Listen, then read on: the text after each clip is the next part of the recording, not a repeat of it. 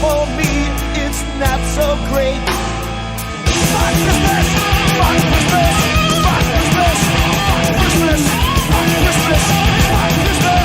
Fuck Christmas! Fuck Christmas! Oh, Christmas Eve. Have yourself a merry little Griffmas. That's right. A very merry little merry miss. Wow, that was too much. Yeah. Too much. You went too far.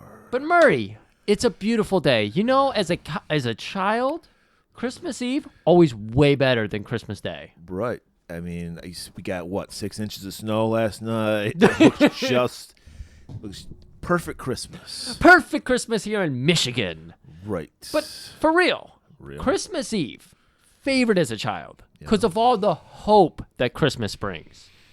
Well, in my family, we get the extended family together on Christmas Eve, and we would open some presents from the extended family on Christmas Eve, and then Christmas Day was the present Santa brought you. Yes, that was the same thing my family did. Yeah. And I always loved Christmas Eve for that reason. It was a full day of activities and all that. Yeah. And gifts from various people. But Christmas Day, it's just you wake up, and it's just like, man, I was really hoping I'd get this. I got all this, which is cool, but I was really hoping I'd get this.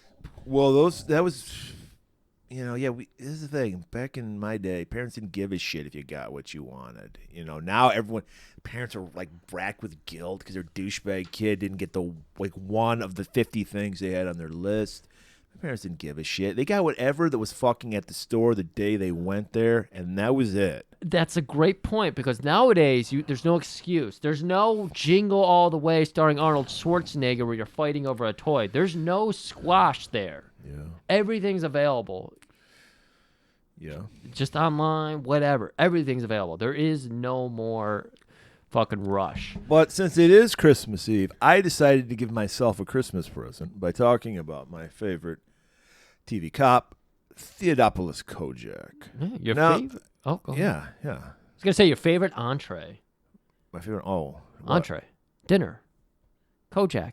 Love digging into the Kojak. No, it's Saganaki. Oh. But, that's your entree? we're talking about Greeks today. Kojak. By the way, I want to say RMP Andre Brower, he died. He's my second favorite TV cop. Frank Pembleton from Homicide. Homicide, okay. I don't know if I've ever watched a single episode. He was great. He actually also, when they did Kojak movies in the 80s, he was the cracker! Oh, he was for Kojak. Kojak. So R.I.P. He was a great actor. I'm sorry that he died. We probably have talked about this. Did you ever watch Black Kojak?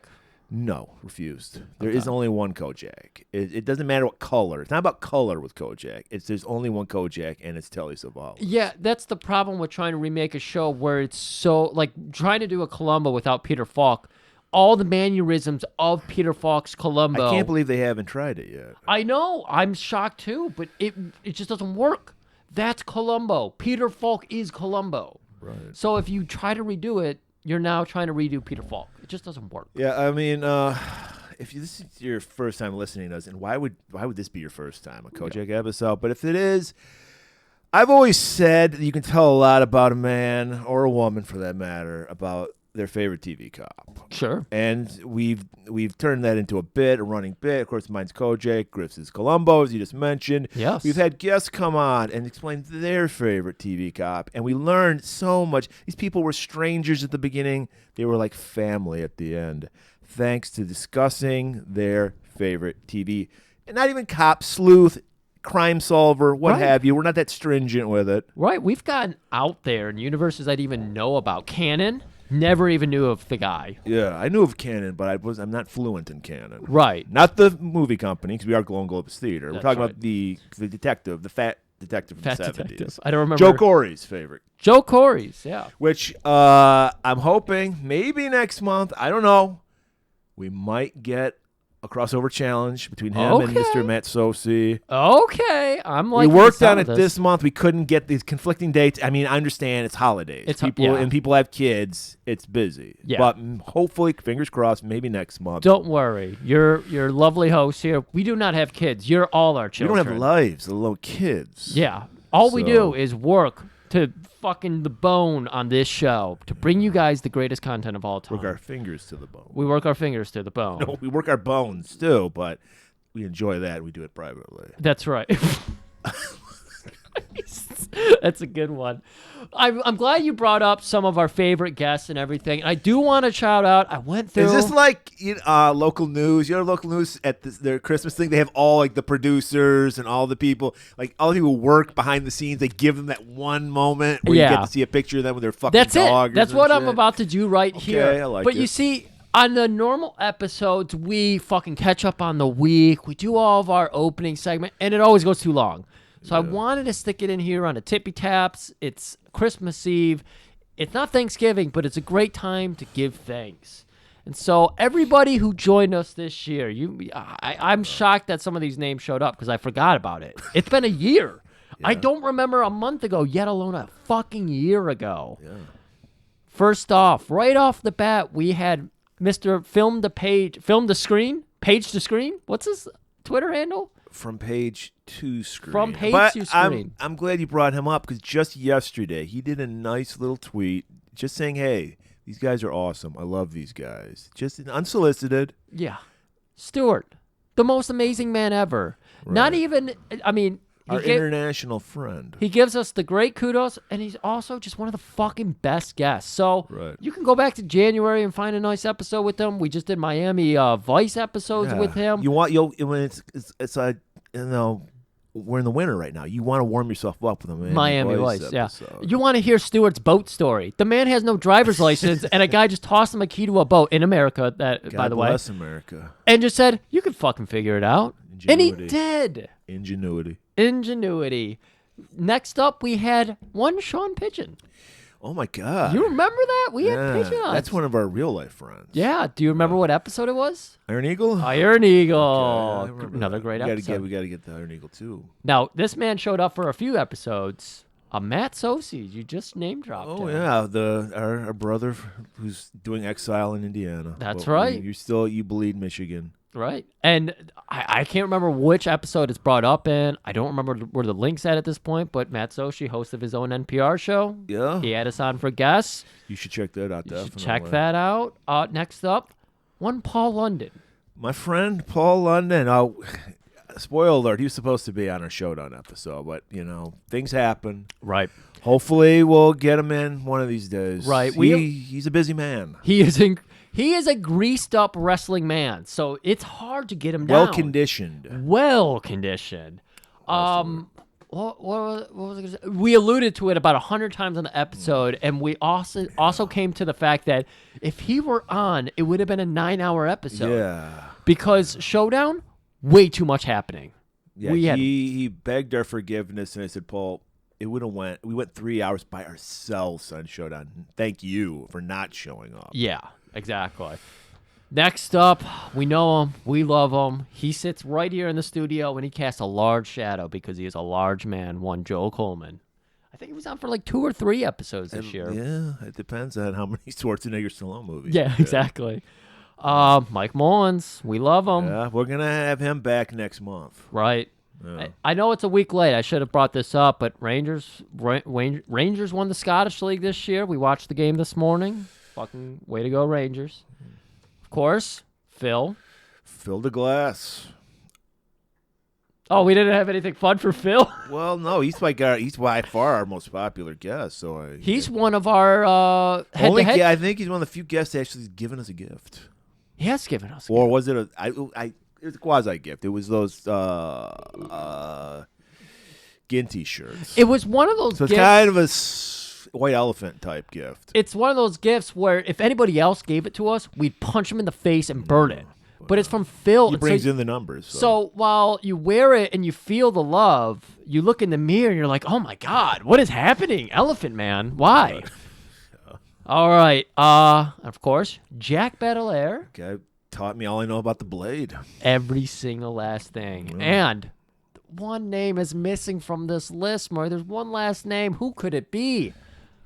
Could it be the only person with XX chromosomes? You're goddamn right. To us? What's that? That listens to us. Yeah. Abra. Well, I'll admit to listening to it. There's got to be some broad. That Oh, there listens definitely to us. is. Yeah, Abra, our she bro. Yeah, hope we get her on something weird. I forgot to respond to her email. She sent. I don't remember if you were included on that email about owning a small theater. That's the dream, Abra. I hope you achieve Nah, I was it. left out of that one. I guess you guys were talking behind my back. Yeah, yeah. Yeah, so if you weren't on that list, we hate you. We And- hate you, and you better show up in the next year so we can tell you how much we hate you. Maybe on a cop in a field, like we're about to cop right now. And when we're copping a field, especially in studio, Murray's naked right now. Well, no, I'm prepping for next week's episode. I'm wearing Sean Connery's Zardoz. It's true. outfit. You're next to naked. I can pull off the high leather boots. I like the little ponytail you clipped in the I'm back. growing it out, man, just for this occasion. You got the Stewart ponytail. He told us about how he used to rock the little Sonny ponytail. Burnett, that's what you call that. Yep, the Sonny Burnett. Yeah, I mean, when I think of Christmas, I can't help but think of Kojak. I mean, he's a heartwarming character. Yeah. He's my spirit animal because when I think of Kojak and the relatability that I have with Kojak, it's constantly irritated with people.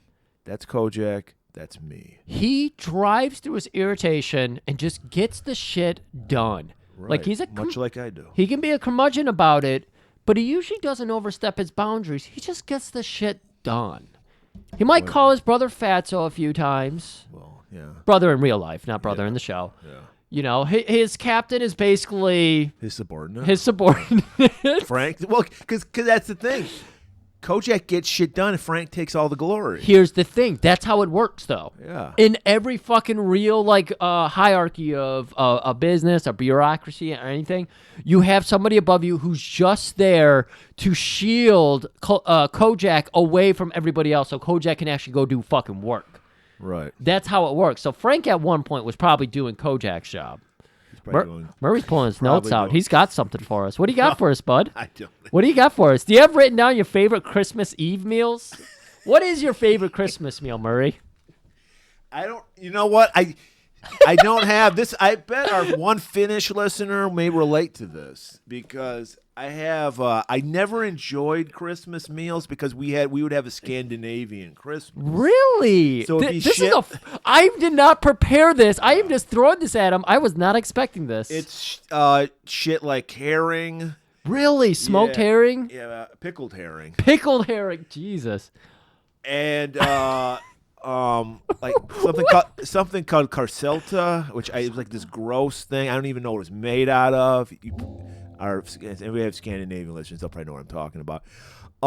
Potato sausage is actually pretty good. Potato sauce is just Yeah. potatoes in the Yeah, just potatoes mixed in with the sausage. Okay. But my mom would make it like homemade. She has like a meat grinder. Yeah, and the And the and intestine? yeah, all that shit. Yeah. Shit, I didn't know that. Yeah, I mean, we don't get it every year, but yeah. Yeah. Like I don't think we're getting it this year. Okay. But yeah, that kind of shit. So it was like I think at one time we would have like a ham or something, but there was so much like hors d'oeuvre type shit, like the herring and all that stuff. We were like filled up by the time the ham came out, so we just kind of cut the ham. Oh, it wasn't out. a buffet style too. You guys would do like dinner at a table, and be like, "Here's some hors d'oeuvres. Here's the entree." We would have the hors d'oeuvres out first. Yeah, yeah, yeah. Yeah, and then you'd fill up on them, and you're like, I can't eat the fucking meal. Yeah. you know. But it would be the standard shit. Except I think it would be more ham than it would be turkey. Yeah. But it'd be the same sides, like sweet potatoes or green bean casserole and mashed Yeah. potatoes, all that kind of shit. Christmas, I barely remember eating the meals because obviously it's all about getting the gifts and everything and showing off the gifts to the cousins. Did and- your the adults like fuck with you guys and like make you wait all the time? Because this was the move the adults would do with us.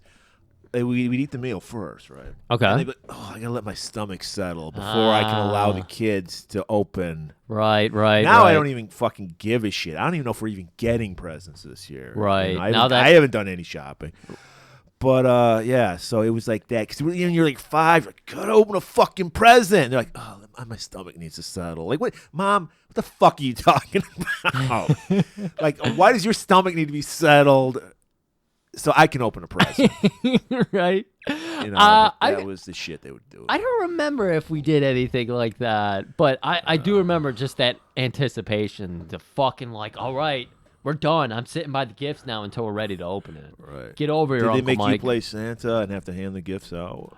No, I think my Uncle Mike, he was the eldest, so I think he always did it because my grandpa passed away when I was like 12 because it was Grandpa's job. Okay. And I still remember the Christmas Eve where my grandma got a Super Nintendo.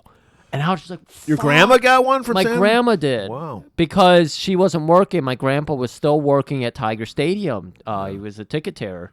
And so he was like, I don't want you to be alone, so I got you a fucking Super Nintendo while I'm out work. I mean, he just worked like 4 hours, 82 days a year. So it's not like he was going crazy, but it's like, for those days, I want you to have stressful. something. Yeah. Yeah. And it was the fucking greatest gift ever because I got to play Super Nintendo every time I went to Wait, their house. that's your grandma's gift. Yeah, no, of course. Grandma gave us permission. We'd always ask her, can we play your Super Nintendo, Grandma?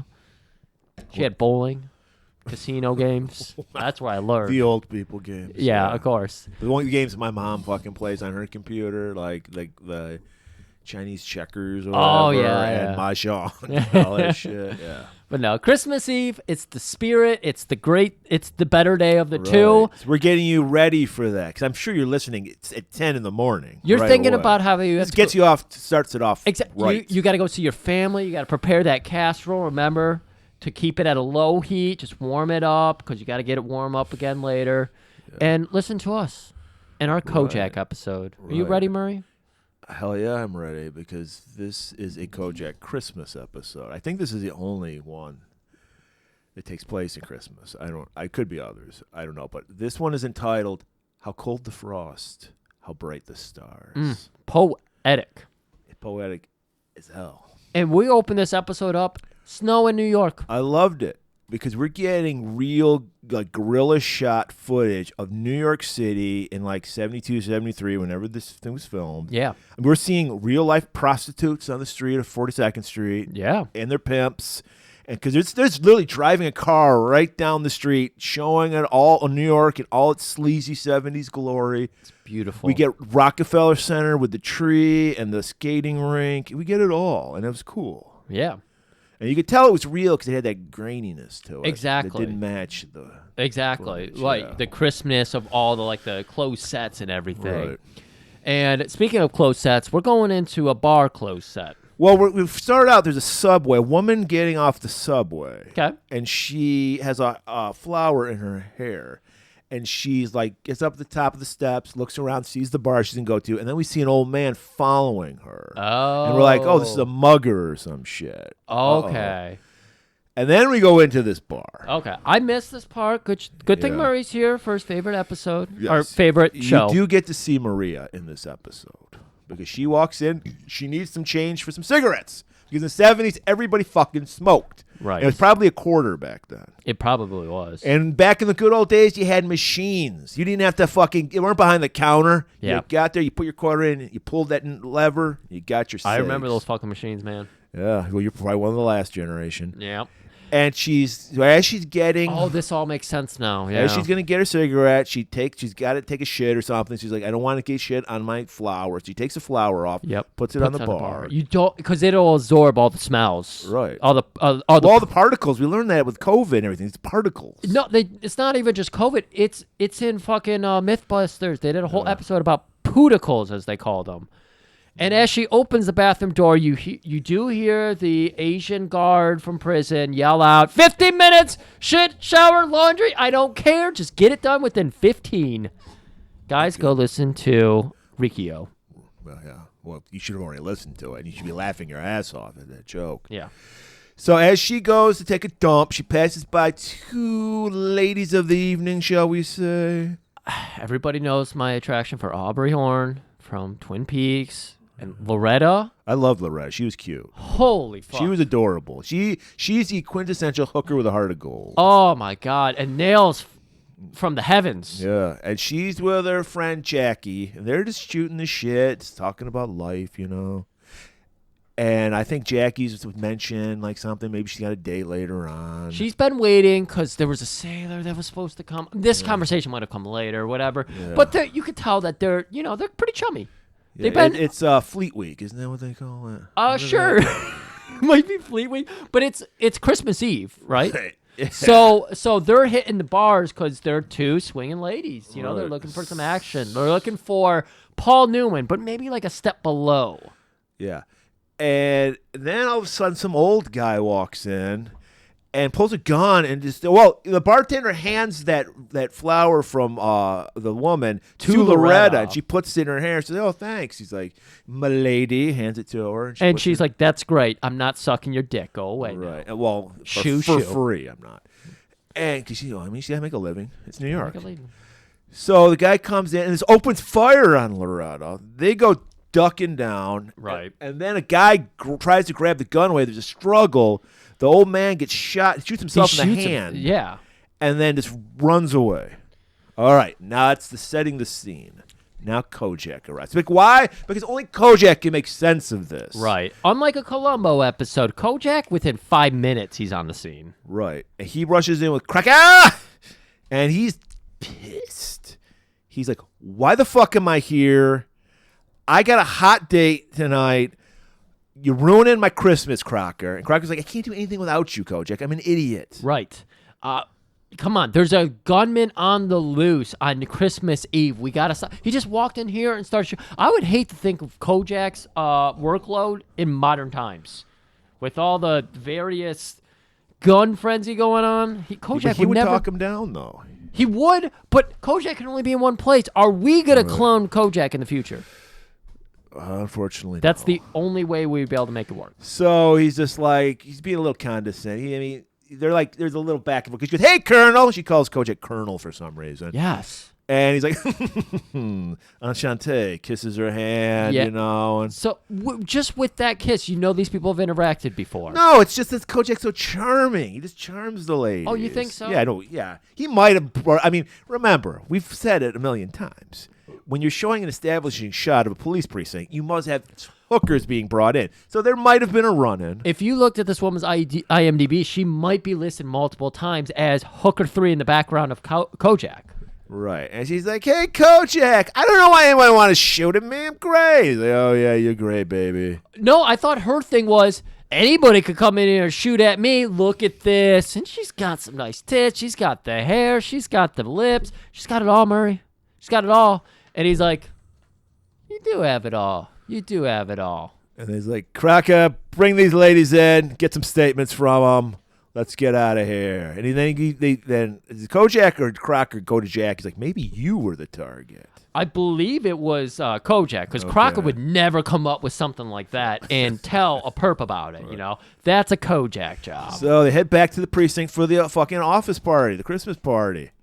And everybody's drinking and partying. But except for one guy. It's Guy Houston was his name. Yes. He's ready to head out. There's apparently this liquor store's been robbed a million times because there's a police stakeout happening at this liquor store.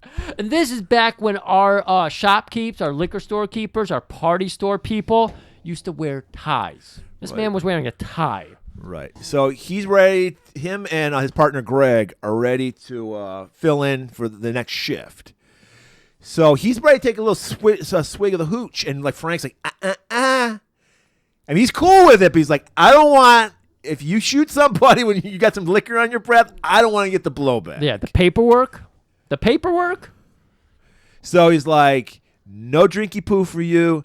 Go on home. And then as he's walking by, Kojak's like, ain't that the guy who... Isn't that Houston? Isn't he the one who's all... his wife got murdered? Yeah. It's like, Frank, I don't like this. Is he really the right guy to be setting arm to a stakeout? He's all fucked up.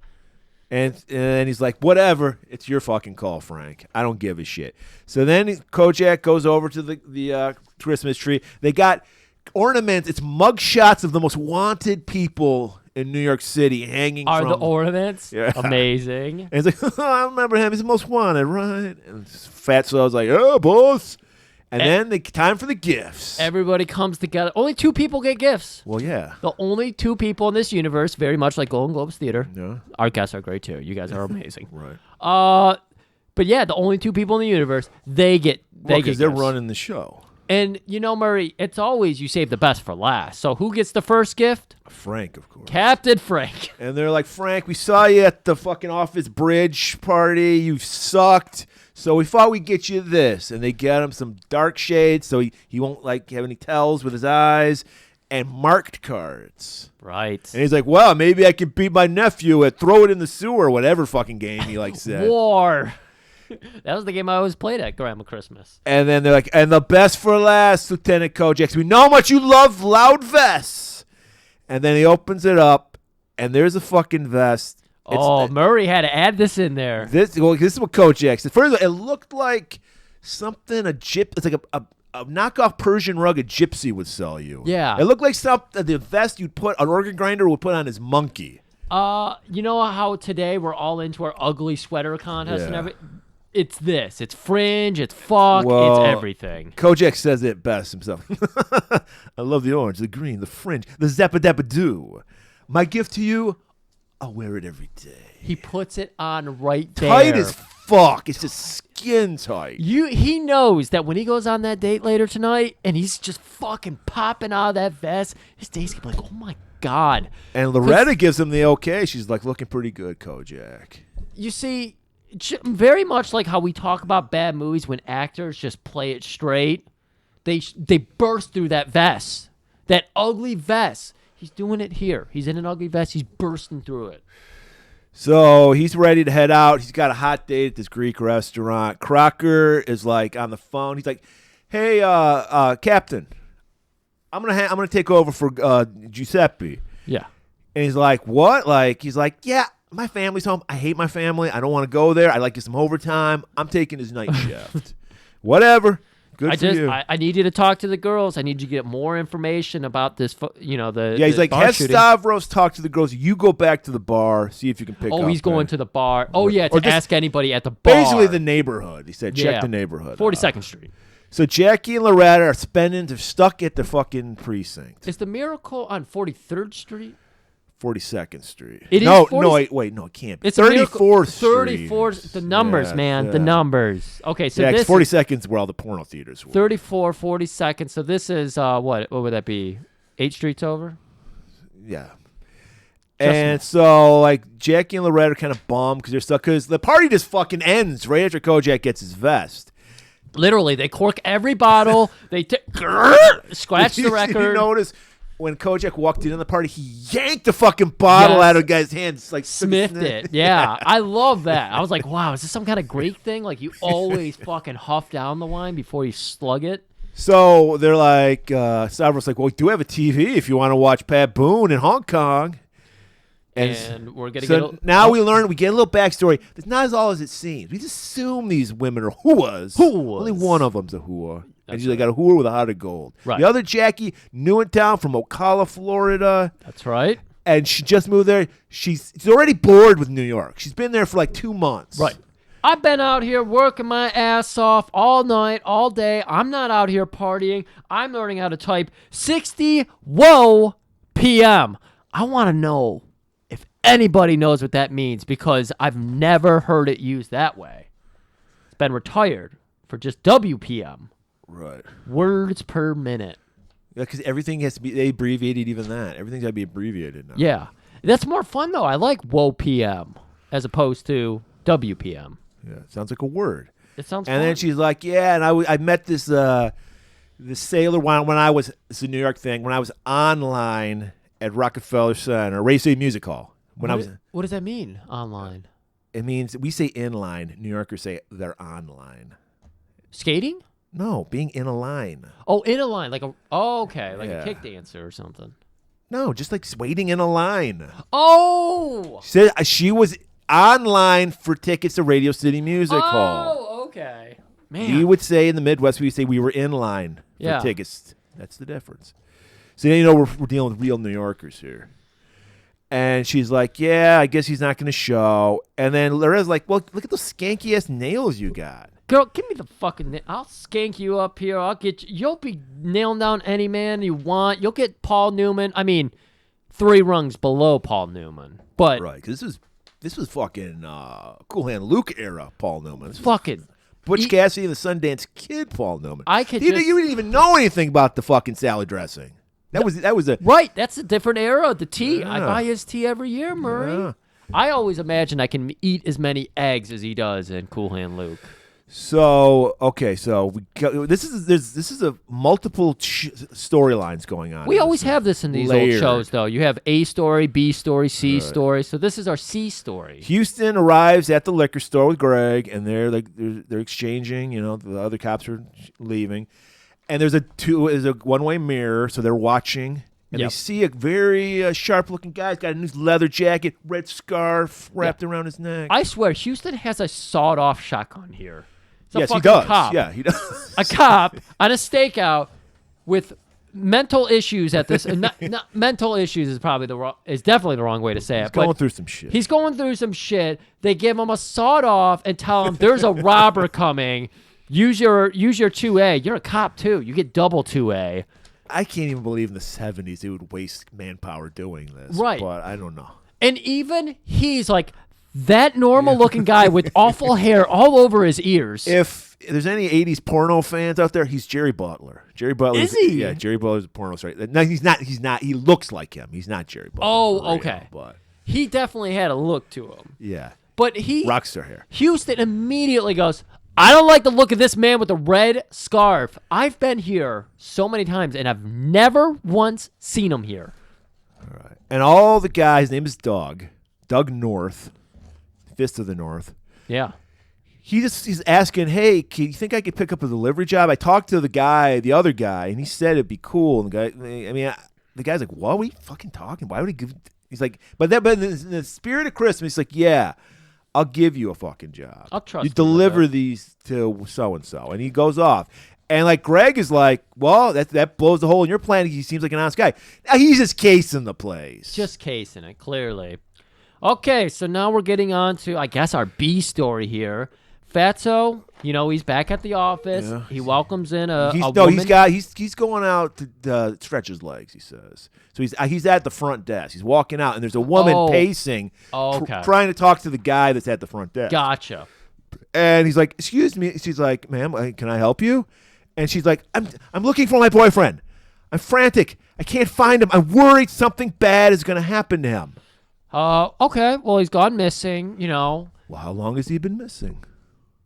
3 hours? He's like, you could get on the wrong subway line and get lost for 3 hours in New York City. Yeah, this Well, is- he's new in town. He's from Tennessee. He doesn't know his way around. I mean, my name is Ellison DeWitt of the DeWitts. I'm sure you're too lowly to have never met my father, but he's a very powerful man. Ma'am, I swear to you, he's probably down on 42nd Street. There's so many porn shops, theaters. He's probably in there with a bottle, just having a good time right now. Are you sure?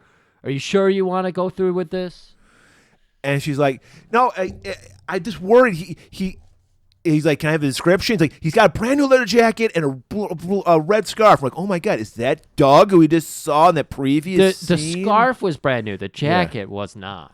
You got the detail backwards, Murray. What, she said it was used? She gave him a used No, jacket? she just said it was a leather jacket and a brand new red scarf. The red scarf was. But she bought him a jacket, too. Oh, she did? Yeah. Jesus, this DeWitt woman. I mean, come on. Would you feel like really, like if you were broke and your rich girlfriend gave you a scarf, would you feel like, oh my God? yeah, really. no. Yeah, I guess it has to Yeah. be. Yeah. So Fats is like, well, is he armed and dangerous? Because that's the only way I can put out like an APB on this guy. And she's like, no. He's like, sorry. Crosses his fucking hands in front of him. Hands tied, ma'am. That's right. Cannot help you. All right, we go over to Crocker. He's staking out the area where the shooting happened. He stops in a drugstore. Hears, thinks it's a Tin Man. He gets out his oil can. No. It's the proprietor of the drugstore tied up. Lets him out. And he's like, some guy came in here. He pulled a gun on me. He had a bullet wound. He demanded bandages. I bandaged him up. I told him he was going to need to see a doctor, and he asked me for a recommendation, and then he took my mailing list. Right, because the guy had a list because it's all the doctors he fills out the prescriptions for. So he sends them out a Christmas card every year. And like Crockett's like, what the fuck? You gave this to him? You've got 200 pages here. 25 doctors per page. That's a lot of doctors. No, it was at least a couple hundred, he said. Yeah. So that's a lot. It is a lot. So he's like, you're going to put these guys' lives in danger. All right, now back to Kojak. We're at a Greek restaurant. Frank is trying out the Nagasaki. He's loving it. Oh, my God. Kojak has a smoking hot Greek chick with him. They're talking the old days. Well, yeah, because she's been in America. She's a Greek girl, nice, sweet Greek girl. She's been in America for 3 years, fluent English. Can't even notice an accent. No accent whatsoever. This chick was beautiful. I thought this woman was really hot. Oh, yeah. Played by Veronica Hamill, who was on Hill Street Blues for all you old people. Okay. Was that one of the TV shows they point out in TV Party? Yes, they do play on Hill Street Blues. And by the way, there's 2 cameos. I'm going to see if you remember these guys. Ooh. That was the mini. I knew you wouldn't get her because she's a very obscure actor. Yeah. But there's 2. One you should know. One I don't think you're going to know, but I'd be impressed if you did. Okay. All right. You'll have to lead me to it a little bit. Kojak is this. He's sweet talking her like he does. He's talking about the old days because she's like, tell me about. He's like, New York now, sewer. When I was coming up, it was amazing. You could swim in the East River.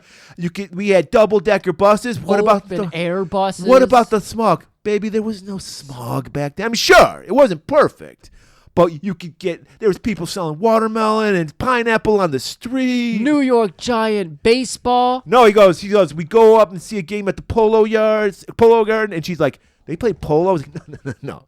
That's where the baseball team played. The Giants. I thought the Giants were in San Francisco. She was wearing the fucking blood sport. Yeah, she was. No Giants I'm surprised you thought she was so beautiful when she was floating a fucking Giants hat. Well, because she had that beautiful big hair.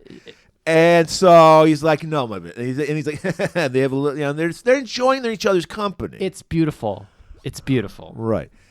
And she's even loving the fucking vest. He did not take it off. He's true to his word.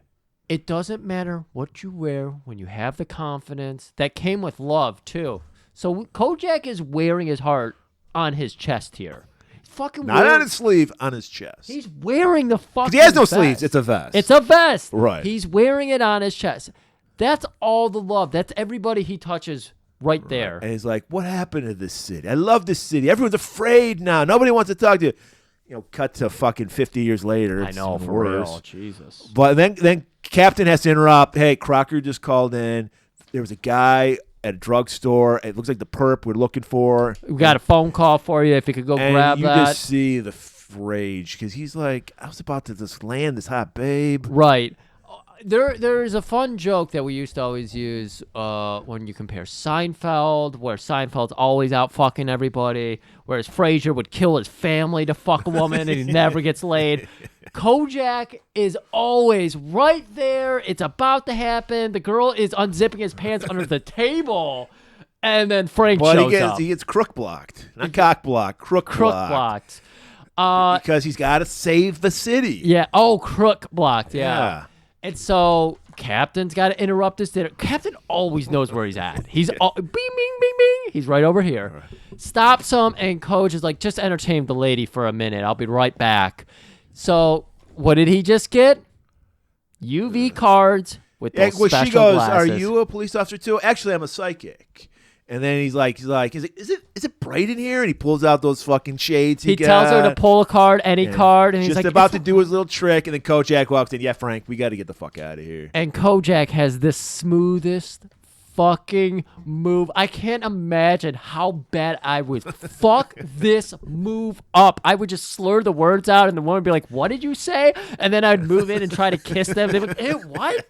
What just happened?" Kojak's got a little piece of mistletoe in his hand. He's like, it's a tradition in America. You put a mistletoe over someone's head, you got to kiss. You got to kiss. And she's all in on this shit. She was like, I don't need the mistletoe. It is not awkward. It looks like it was done in one shot. It looks like they were both half stock, ready to rock. And he gives her a little smooch. He's like, no tongue, just a little kiss on the lips.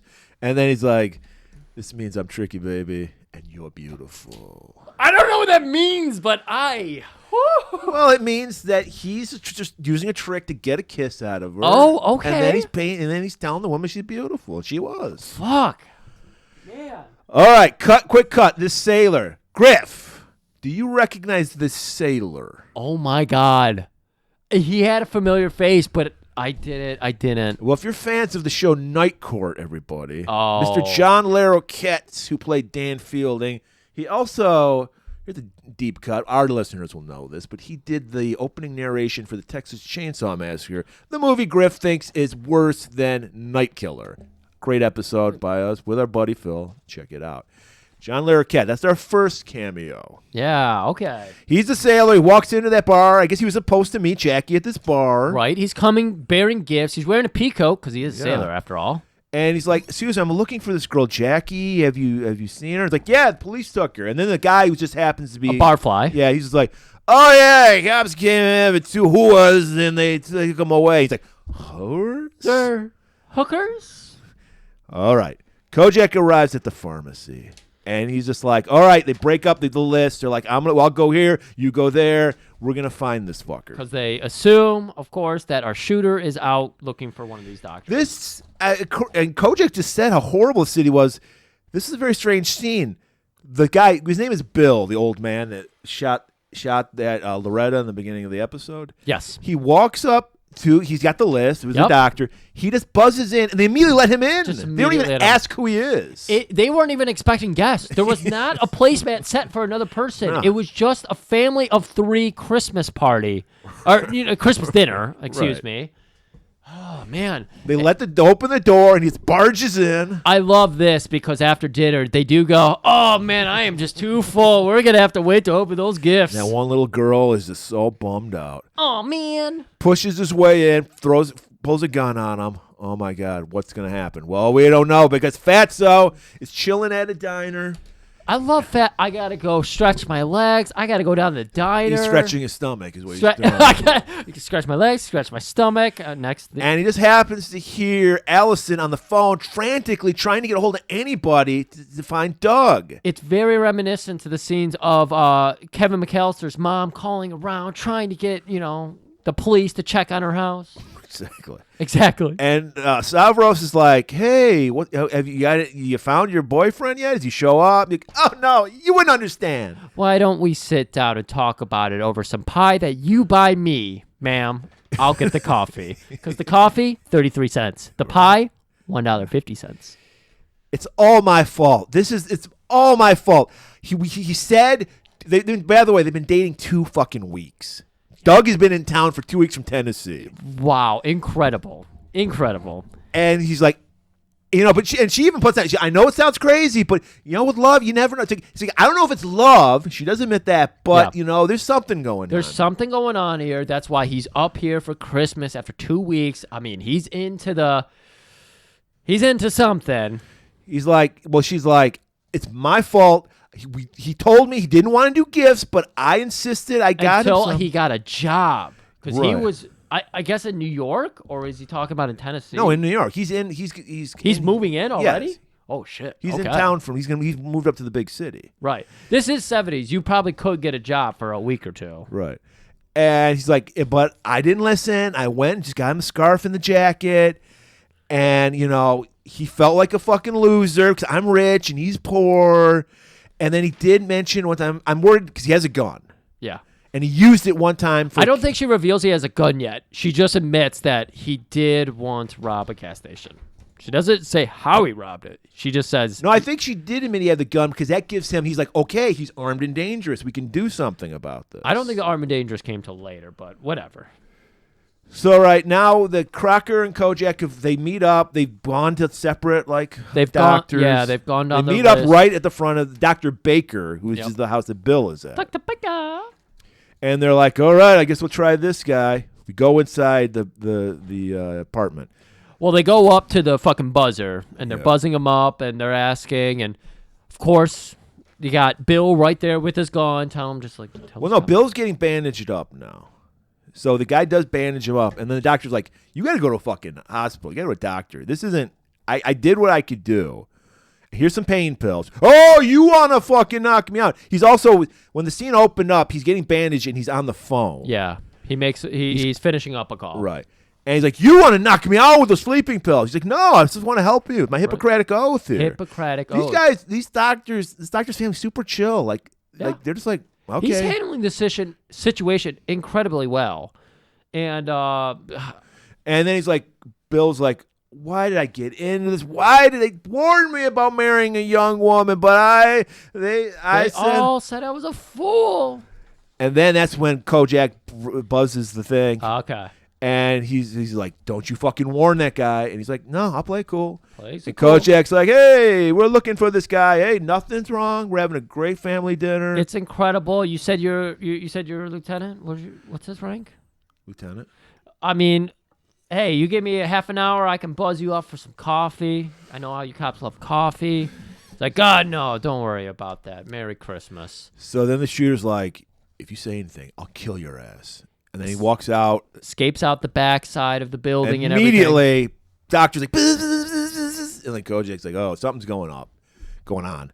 So he's like, Cracker, you go around back. I'll go in through the front. Just so happens, Crocker runs around back just to see Bill. He can't really decipher what Bill is. Just a man in a raincoat, just crawling up a fence like a crackhead. And skittering off into the alley. He's just running down an alley, but unfortunately the alley's closed off. Oh, okay, by the fence. Yeah, he doesn't even see him climb over. Okay. So Crocker's like, stop! I'm like, man, stop. And then we cut to commercial. All right, so now Kojak's talking to the doctor. We finally learned his name is Bill. Bill Swift, I think is his name. Yes. And he called up 2 bars asking for his wife, Anna Maria. Anna Maria. All right. Jackie, meanwhile, she's back at the station, of course. You remember Jackie. She's the mistaken as a prostitute. Right. The young girl with the nasty-ass nails. Right. She's calling home, just telling her mom, no, everything's okay. Calling down to Florida. Right. That's a long-distance call. Yeah, that's why she's doing it at the police station. That's right. And Loretta's like, you're such a great kid. All right. Kojak returns back to the precinct. Fatso's there, and he's like, look, Kojak, we need to do a little good cop, bad cop. I got a situation here. This chick, she's a spoiled brat, but she's a sweet kid. I've got a rapport with her. Can you do the bad cop? I gotta do more shit. He's like, I could be tossing somebody's Greek salad right now, and I'm fucking at the precinct. So I thought tossing salad was a gay thing, but tossing a Greek salad is that's hetero? even gayer. No, tossing salad is just eating ass, Griff. It's not gay or straight. You can eat a girl's ass and it's tossing salad. Okay, so please help me out then. Tossing a Greek salad. Because she's Greek. Oh, the girl is Greek. Okay. But technically, tossing a Greek salad would be eating a guy's ass if you're a guy. Okay. But since this woman is Greek, it's still he's tossing a Greek salad. People thought the bandana code was sophisticated. The fucking salad code. Oh, my God. I can't even get into it. So Kojak's like, bring her in. She comes in, and he puts on the charms, like, hello. And she's like, I know this sounds ridiculous, but my boyfriend, he's like, you ever thought maybe he dumped you? It happens. Lady, I gotta tell you, I'm going around the block. I'm a handsome single man myself. This just happens every day. You get dumped. This man came to New York, found some new puss on the subway, and he's over you now. What's the big deal? No, he was gonna have Christmas dinner with my parents, the DeWitts. You heard them, they're rich. Oh, I get it. You're slumming. You want Daddy to get upset with you. Murray, do you remember our slumming movie? No, I don't. Shit, neither do I. I was hoping you did. We did a movie a while ago where we talked about slumming, and I think it was another Tippy-Tap. Probably. But I don't remember which one. Maybe we'll remember it and yell it out randomly throughout the episode. No, I really care about this guy. It's been 2 weeks, but I really care. You're right. She finally admits he's got a gun. Yeah. And then Kojak's ears were, he's like, oh, really? Well, here, why don't you head down to the area he thought he was going to be at. 42nd Street. And see if you can spot him. And then he's like, because I got shit to do. Please, you got to promise not to shoot him. Well, baby, we're cops. I promise we won't shoot unless we just want to shoot him. And then sees her out. And then there's this nice little scene, apropos of nothing. Kojak, he pulls out his lollipop, puts it in, opens up a Christmas card. It's from his dry cleaner. And he's like, Bill, you're the best. And then he closes it and throws it away. Yeah, nothing to do at all with the plot. Just a little detail. We used to throw details in everywhere. We don't anymore. All right, we've just been talking about Doug. Where is Doug? He finally got back from delivering that liquor. Right. And he got paid. walks out the back door, counting his money, immediately hit upon by muggers. Did you see how much money? Did you stop? It was a giant wad. He did one delivery, and now he's just got a fold of bills. Even back then, if it was ones, it's too much. Yeah. What he had. It's- But even more ridiculous, he's immediately mugged. As soon as he Immediately. opens the door, and it's two middle-aged white guys. This is literally what conservatives want you to Yeah. believe is happening on the inner cities right now. As soon as you flash a wad of cash, you are mugged.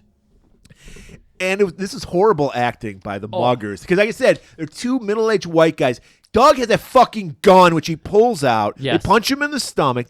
Unfortunately, they don't know Qigong, so they don't go through his body. Yes, that's right. But the guy, they take his money, and then the guy Doug still has his gun, and the guy just stumbles. He doesn't even run away. He just walks away. Yeah, Doug is struggling to get his gun out. Like he's having an internal struggle to shoot these people or not.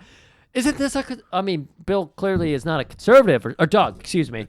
Because isn't that the dream, to be mugged and then get to shoot the person? Is that what That's all what Paul fucking Kersey would have told me. 2A people dream of? Was it Quincy? Is that the slumming episode I'm thinking of? No. Where a girl was slumming with it? Okay. Back at the precinct. Loretta's finally worked off those nasty nails on Jackie. They look great now. She's ready to fuck. They're looking through mugshots. Do you notice earlier in the beginning when they bring them in and they're looking at the mugshots,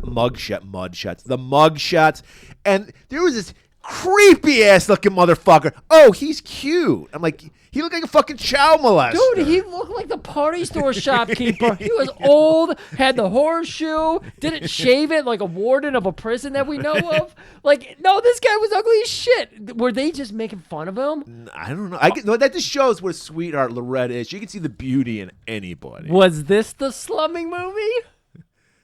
No. Damn it. Okay. That was almost a year ago, dude. I wasn't know. that long ago. I know, but I thought there was a situation where the rich I know what guy you're talking about, but I can't figure what the can't episode figure it out. is. Okay, I'm trying. Yeah. It wasn't Body Double. No, it's not that far back. It's within the past 2 months. 2 months? Yeah. Oh shit! And I don't think it was any of the Vincent Price movies. So probably the past month. Oh wow, that's Whatever. Like everyone's riveted to know what the fuck this stupid ass reference we're doing. They're just happy that we're entertained. That's right. And so they're looking at shit, and Loretta's looking, and she's like, wow, this broad here really looks like me. And then the shit clicks with Kojak. Maybe it's mistaken identity. Maybe someone thought you looked like someone. He walked into a poorly lit, dark bar. He's out of his gourd, clearly. He can't shoot for shit. So, like, this all makes sense. Hey, babe, what do you say we go out for a night on the town? Yeah, I'm going to use you as bait. And she's like, fuck yeah, if I can get out of here. Are you fucking kidding me? I get out of here. We gonna dance together, Colonel? So they walk out. She's like game for everything. She's like, whatever. I get killed, whatever. Zabba dabba doo, baby. Fatso is out driving around with Allison, and they spot Doug. He's inside that same fucking liquor store, but this time... It just so happens this is the same liquor store they're staking out. Right. This is the only liquor store in this whole episode. Apparently. And Doug's back there. You think he's saying, hey, I returned that package. No, he's pulling out his piece. He's got no choice. He's got to one-up Allison. He can't just he's got to get her a blue scarf. He's got to get her a blue scarf. And Houston's like, I knew it! Runs out with a sawed-off, ready to kill. Allison walks in. Doug! Doug grabs her, uses her as a shield. Right. Doesn't even recognize what's happening. I don't even think Doug realized that he grabbed his 2-week girlfriend. Probably doesn't remember what his 2-week girlfriend looks like. How long apart have they been now? 3 hours. Well, 4. Oh, this 4 time. hours. Oh, that's right. We know this. So he's like, dude, I'll kill her. Don't you shooting me? Fatso's like, hey, calm down now. And then he just pushes Allison towards Fatso and runs away. Right. Runs into an apartment building. Right. All right, now Bill, the old man, he's at a bar speaking with another actor. You should know who this actor is playing the bartender in this scene. Bartender. Oh my God. I think I know it. He's got the craggy face. We see him in everything. I can't remember his name. We just saw him in Taking of Beverly Hills. No. we did not. It's not Robert Davi. Not Davi. Oh, We did talk about him recently with one of our guests we just talked about in the beginning of the episode. Well, we just named all of our guests for a Oh, year. Yeah. Yeah, I can't do it, Murray. It's Edward James Olmos, Oh, yes. Captain Castillo from Miami Vice. Amazing. Holy shit, that's him? Yes. Oh, my God. Well, the sunglasses he pops on there, the fucking sweet-ass glasses there. And he's being told of the bartender, Edward James Olmos, is We're telling at a mariachi bar, aren't we? yes. Yeah. A Latino bar, as Loretta called it. Yeah. And he's like, yeah, your wife was in here. Dude, let's get over it. Like, she's not into you. She left with another guy. Right. Don't you realize you're 80? She's 25. She's a stud. And then he's like, oh, yeah, and he just stumbles out drunk. Just so happened, Kojak and Loretta getting out of the Black Raven, heading down to the next bar they spot, and it just so happens to be the Latino bar. Latino Where bar. they're playing mariachi Christmas carols. Great. And they're having a great time, and Kojak, it's like Kojak's like fucking got her by the arm, just dragging her around, Yeah. throwing her in. Oh, there. yeah. And she's like, oh, my God, I love this song. Let's go dance. He's like, It's fucking Jingle Bells played in my mariachi Yeah. band. da-dee, da-da-da. I don't know how that's Jingle Bells. Not even Feliz Navidad. No, not even. It would be appropriate. Yeah. And she's like, can I dance? Knock yourself out. Just hurls her into the fucking pit. Kojak, smooth as fucking silk. It's just like that mistletoe bit he pulled earlier. He goes up to the bartender. Have you ever seen such a sweet piece? And he goes, oh, Anna Marie? Anna Marie. Interesting. Hey. Does he call her Anna Marie? Or does he call her Loretta? Loretta. He's like, Yeah. Loretta, get over here. And then the bartender's like, oh, you look just like Anna Maria. And of course, if Kojak is in, tell me more about Anna Maria. And he's like, hey, her husband was just here. He's pissed off because she left him for a younger guy. And it all falls into place. Why you shoot? He's like, you look like his wife. That's why he shot at you. Right. So Kojak tells Loretta, hey, I got to go take care of this. You just hang out and dance the night away. If there is a guy out to kill someone who looks like you, have a good time. He was already here. He's not going to come back here. Loretta leans in on the bartender. And she's like, wow, that's crazy. The bartender's like, isn't this nuts? There's a million broads out on the street. Why would you waste your life like killing somebody over her? Well, she got a figure like this. I don't give a shit what figure she had. Don't fucking shoot anybody No, over. she says, and she's a hopeless romantic. Yeah. She's like, look, there might be a million broads, but there's only one for him. him. It's sweet. She thinks it's sweet that a guy shot at her because he was jealous of his wife, two-timing wife. Yeah. And speaking of shots, we hear a shot, and it's Bill. He had it. He put himself out of his own misery. Shoots himself in the chest, and he just keels over in an alley. Man, fucking, we're expecting some crazy hot situation with Bill, and it's just he might have listened to our showdown and Beverly. What was that episode? Taking a Beverly Hills. Just showdown is what I was trying to go Showdown? for Oh. because we talked about our punk, and then you spent 25 minutes endorsing something that we're not going to talk about again. I have no idea what you're talking about. Oh my God, we talked about a punker who had a certain thing written on his sweater, and you were just like, yeah, you guys should just go ahead and do it. Just do it if you want to. Don't do that. Don't do I that. have no idea what Griff's talking about. I think he's trying to incriminate me. I'm just trying to say you were all about endorsing. Talk about throwing somebody under the bus. Or should I say the sleigh? So Loretta and Kojak run to him, and he's like, Anna Maria, is that you? And she's like, yes, it is me. She wants to like let him go out peacefully. I love this, though. It plays right into where she was at in the bar, where she was saying, there may be a million women out there, but there's one to him. And she sees that she looks like that one, and she plays along as this man's dying. Crocker rolls up. He's like, hey, man, Stavros needs you. There's a fucking shootout happening. Kojak's like, oh, man. The city never sleeps. It's never safe without me. All right, you shovel this guy into your trunk. Get rid of him. Kojak's heading back to his car, and Loretta intercepts him to just have a quick discussion about death. She's like, it must be rough, like being as old as you are, close to death. And he's like, baby, go dance for the two of us. And that's an order. She winks at him, Colonel. And then we watch. Well, he kisses her. She kisses his hand. Yes. He kisses her hand. Loretta, goddamn, she's got me.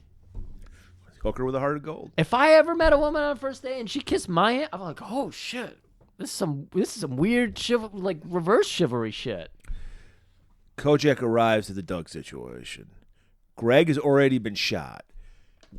Like we just learned in the last episode, if you're under threat, you're under danger, you run to the highest position possible. So Doug is on the roof, pinned down by Houston. Talk about it constantly. Go to the fucking roofs, people. Same place that Sylvester Stallone went in our Kojak episode. Right. That was not about slumming. That was about thruples. That was about cops that was cops doing a Houston. This situation with Houston on this episode was almost a Stallone situation. Oh, because remember Stallone shot a kid. That was the whole point of the episode. I'm not talking about Cliffhanger. I'm talking about the Kojak. Yeah, no, you're right. You're from right. A couple I'm sorry. years ago. I went to Cliffhanger. Excuse me. Okay. So Houston's got him pinned down. He's hiding behind a chimney, ready to kill. He's like, I got him, Kojak. He only has a couple bullets left. Coach's like, chill the fuck out. This motherfucker said ACAB. Do you know what that means, Kojak? And he's like, no. What does it matter? It's our job to serve and protect. So Kojak, without a gun, walks up to him. Whoa, whoa, baby. When you've got that voice, you can calm any That's situation. his weapon. Exactly. And he talks because fucking Doug's like, I got nothing to lose. I'm fucked. No, baby. You're going to do time, baby. But you'll get smarter. What do you say, kid? It's all in front of your life. It's all in front of you. Right.